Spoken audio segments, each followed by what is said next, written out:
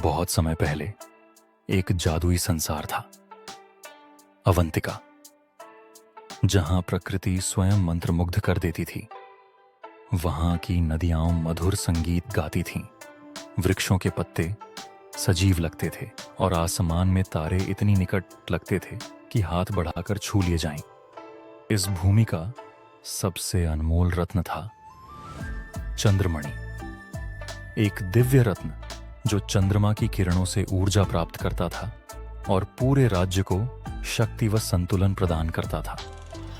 लेकिन एक दिन अंधकार के देवता कालवेश का हपाट ने चंद्रमणि को अपने श्राप से दूषित कर दिया। अवंतिका की भूमि सूखने लगी, जादू मध्यम पड़ने लगा और अंधकार धीरे धीरे पूरे राज्य पर हावी होने लगा। भविष्यवाणी में कहा गया था कि केवल चंद्र संजीवनी गीत ही चंद्रमणि को शुद्ध कर सकता है, परंतु यह गीत हजारों वर्षों से लुप्त था। यात्रा की शुरुआत या नया एक साधारण गांव की लड़की, जिसे हमेशा चांद से एक अनजानी पुकार सुनाई देती थी, इस रहस्य से अनभिज्ञ थी। उसे सपनों में एक गीत सुनाई देता था, मधुर, जादुई और बुलाने वाला, लेकिन वह इसका अर्थ नहीं समझ पाती थी।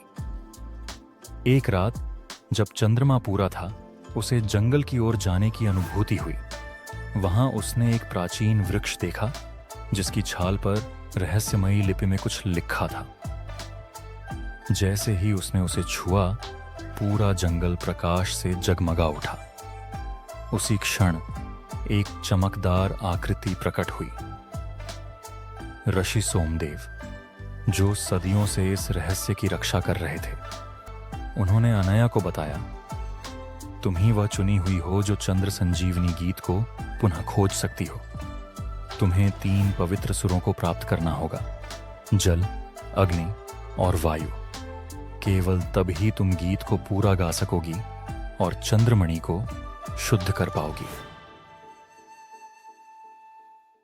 3 पवित्र सुरों की खोज।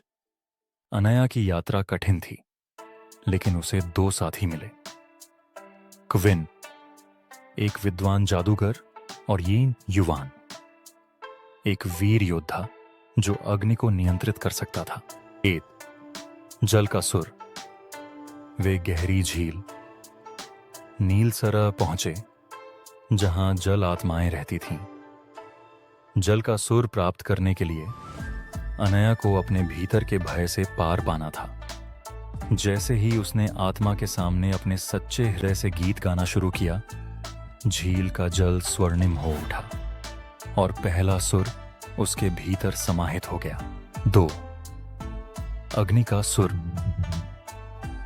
उन्हें अग्नि पर्वत पर जाना पड़ा, जहां उन्हें भयंकर अग्नि राक्षस से लड़ना पड़ा।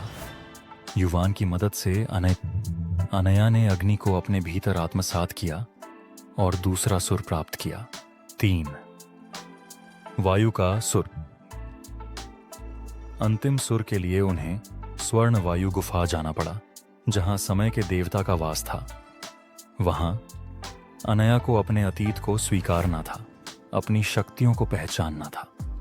जैसे ही उसने विश्वास के साथ गाना शुरू किया, वायु ऊर्जा में बदल गई और तीसरा सुर उसे प्राप्त हुआ। अंतिम संघर्ष और चंद्रमणि का जागरण। अब जब तीनों सुर उसके पास थे, अनया, कविन और युवान चंद्रमणि के मंदिर पहुंचे। वहां कालवेश पहले से उनका इंतजार कर रहा था।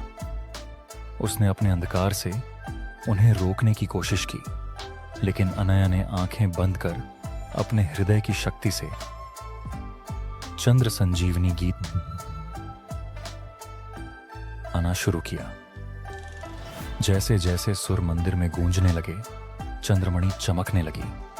उसका अंधकार धीरे धीरे मिटने लगा।